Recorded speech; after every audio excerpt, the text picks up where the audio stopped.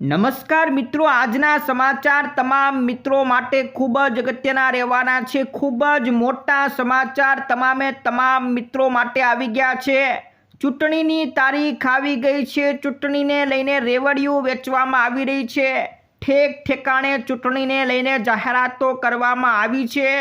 ચૂંટણીને લઈને મોદી સરકાર દ્વારા મોટી જાહેરાત કરવામાં આવી છે। શું જાહેરાત કરી છે તમામ જાહેરાતો જાણીશું। પણ એ પહેલાં જે પણ મિત્રોએ હજી સુધી આપણી ખેડૂત દુનિયા ચેનલને સબસ્ક્રાઈબ નથી કરી એ તમામ મિત્રોને વિનંતી કરું છું કે આપણી ખેડૂત દુનિયા ચેનલને ફટાફટ સબસ્ક્રાઈબ કરી લેજો। તો મિત્રો, ચૂંટણીની જાહેરાતો જાણીએ એના પહેલાં જે મિત્રો આરટીની અંદર ફોર્મ ભર્યા હોય અથવા તો ભરવાના બાકી હોય એવા તમામ મિત્રો માટે સૌથી મોટા સમાચાર આવ્યા છે। જે મિત્રો આરટી એડમિશનમાં ફોર્મ ભરવા માંગતા હોય એમના માટે આ સૌથી અગત્યના સમાચાર રહેવાના છે। શું સમાચાર છે તમામ મિત્રોને જણાવી દઉં તો આરટી એડમિશનમાં ફોર્મ ભરવાની છેલ્લી તારીખ હવે 26 માર્ચ એટલે કે 2-3 દિવસ જ બાકી છે। ઘણા બધા વાલીઓને હજી પણ ફોર્મ ભરવાના બાકી છે, ડોક્યુમેન્ટ તૈયાર કરવાના હજી પણ બાકી છે। એવા મિત્રો માટે આ સૌથી મોટા સમાચાર રહેવાના છે। આરટી એડમિશનમાં ફોર્મ ભરવાની છેલ્લી તારીખ 26 તારીખ છે। એને લંબાવવા માટે NSUI દ્વારા મિત્રો મોટી જાહેરાત, મોટી રજૂઆત કરવામાં આવી છે। રાજકોટની અંદર NSUIના પ્રદેશ પ્રમુખ નરેન્દ્ર સોલંકીએ જિલ્લા શિક્ષણ અધિકારીને સંબોધીને રજૂઆત કરી છે। શું રજૂઆત કરી છે તમામ મિત્રો નોંધ કરી લેજો। ઘણા બધા વાલીઓ હજી પણ ફોર્મ ભરી શક્યા નથી। 26 તારીખ છેલ્લી તારીખ છે। 2-3 દિવસ જ ફોર્મ ભરવાના બાકી છે। ત્યારે જિલ્લા શિક્ષણ અધિકારીને રજૂઆત કરી છે કે ફોર્મ ભરવાની મુદ્દતમાં વધારો કરવામાં આવે। એટલે મિત્રો આરટી એડમિશનની તારીખ લંબાવી દેવામાં આવે એવી મોટી રજૂઆત કરવામાં આવી છે। આની સાથે બીજી રજૂઆત પણ કરી છે। એ રજૂઆત એવી છે કે આ વખતે ફોર્મ ભરવાની સાથે રજિસ્ટર્ડ ભાડા કરાર પણ માંગવામાં આવે છે અને વાલીઓએ રજિસ્ટર્ડ ભાડા કરાર માટે 7,000 થી 8,000 રૂપિયા જેટલો ખર્ચો થઈ જાય છે। સામાન્ય વાલીઓ આટલો ખર્ચો કરી શકતા નથી।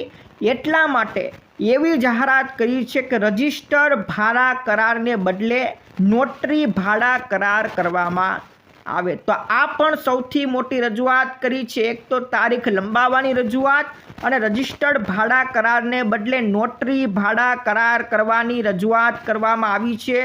જો રજૂઆત માન્ય થઈ જશે તો આરટીમાં એડમિશનમાં જે વાલીઓ ફોર્મ ભરે છે એને મોટી રાહત મળવાની છે। તો આરટી એડમિશનને લઈને આ સૌથી મોટા સમાચાર હતા। ત્યાર પછી મિત્રો ચૂંટણીને લઈને મોટી જાહેરાતો કરી દેવામાં આવી છે।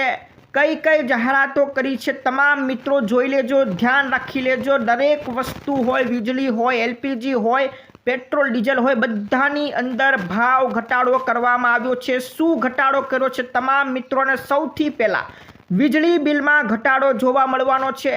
કેટલા રૂપિયાનો ઘટાડો જોવા મળવાનો છે તમામ મિત્રોને જણાવી દઉં તો હવેથી ત્રિમાસિક ગાળાનું જે ફ્યુલ સરચાર્જ છે એમાં 50 પૈસાનો ઘટાડો કર્યો છે।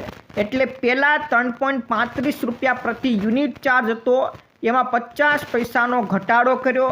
એટલે હવે 2.85 પ્રતિ યુનિટ ગ્રાહકોએ ભોગવવાનો રહેશે। એટલે મિત્રો જો તમે 100 યુનિટ મહિને વાપરતા હોય તો તમને 57 રૂપિયા જેટલી બચત થવાની છે। એટલે મહિને તમે કેટલા યુનિટ વાપરો છો એ મુજબ તમે ગણતરી કરી લેજો। 100 યુનિટ વાપરો તો 57 રૂપિયા તમારા બચવાના છે।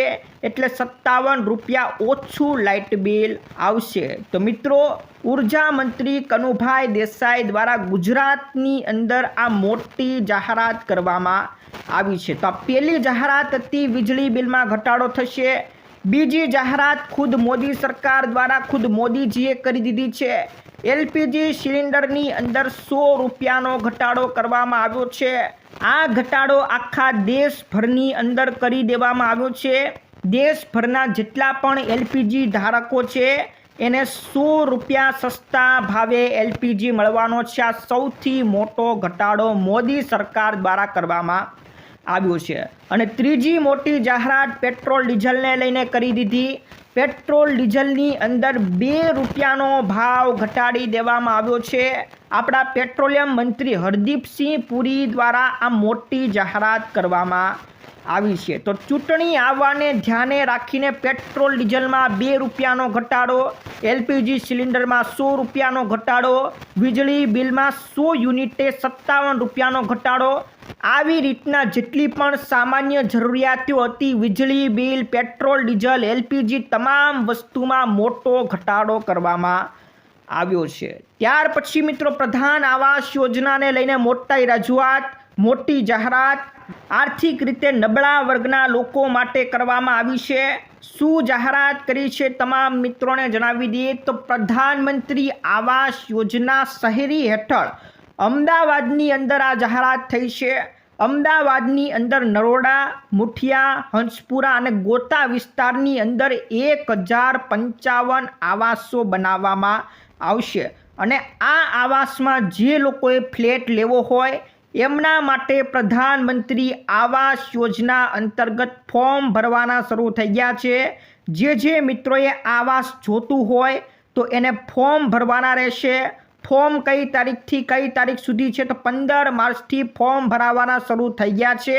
અને હવે 5મા મહિનાની 13 તારીખ સુધી આ ફોર્મ ભરાવાના શરૂ રહેશે.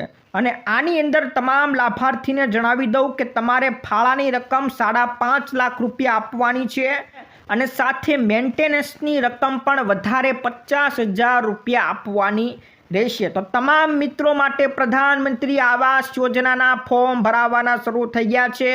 નબળા વર્ગના જે પણ લોકો હોય કે જેમની વાર્ષિક આવક 3 લાખ કરતાં ઓછી હોય એ તમામ મિત્રો આમાં ફોર્મ ભરી શકશે. અમદાવાદની અંદર આ ફોર્મ ભરાવાના શરૂ થઈ ગયા છે. જે પણ મિત્રોએ લાભ લેવો હોય એ ફટાફટ ફોર્મ ભરી દેજો. ત્યાર પછીના મિત્રો સમાચાર, ચૂંટણીને લઈને ફરિયાદ નંબર જાહેર કરવામાં આવ્યો છે. જો કોઈ ચૂંટણીને લગતી કોઈ પણ ફરિયાદ કરવી હોય, કોઈ પણ નેતા ખોટું કરતો હોય, તમામ ફરિયાદો માટેનો એક નંબર જાહેર કરવામાં આવ્યો છે. આ લાલ અક્ષરે જે પણ નંબર દેખાય છે આ નંબર ઉપર ફોન કરીને તમે ફરિયાદ કરી શકશો. તો લોકસભાની ચૂંટણીને લઈને ચૂંટણી પંચ દ્વારા નંબર જાહેર કરવામાં આવ્યો છે. અને આની સાથે સાથે એક મોબાઈલ એપ્લિકેશન સી વિજિલ નામની આ મોબાઈલ એપ્લિકેશન તમે પણ તમારા ફોનમાં ડાઉનલોડ કરી શકો છો. આ એપ્લિકેશનના માધ્યમથી પણ તમે ઓનલાઈન ફરિયાદ કરી શકશો. તો ચૂંટણી પંચ દ્વારા લોકોને માટે એક ફરિયાદ નંબર અને ફરિયાદ એપ્લિકેશન જાહેર કરવામાં આવી છે. ત્યાર પછીના મિત્રો રેશન કાર્ડ ધારકો માટે મોટા સમાચાર આવી ગયા છે. આપણા જેટલા પણ રેશન કાર્ડ ધારકો છે એને મોટી રાહત મળવાની છે. કઈ રાહત મળશે તમામ મિત્રો જોઈ લેજો. હવે ટૂંક સમયમાં તમે જ્યાંથી પણ રાશન લ્યો છો એ રાશનની દુકાને આવા મશીનો તમને જોવા મળશે. આ મશીનને મિત્રો POS મશીન કહેવામાં આવે છે. આ મશીનની ખાસિયત શું છે તો જો તમારા રાશનની દુકાનદારો તમારી સાથે કોઈ છેતરપિંડી કરતા હોય, રાશન ઓછું જોગતા હોય, આવી કોઈ પણ સમસ્યા થતી હોય તો આ મશીનથી હવે આવી સમસ્યા થવાની નથી.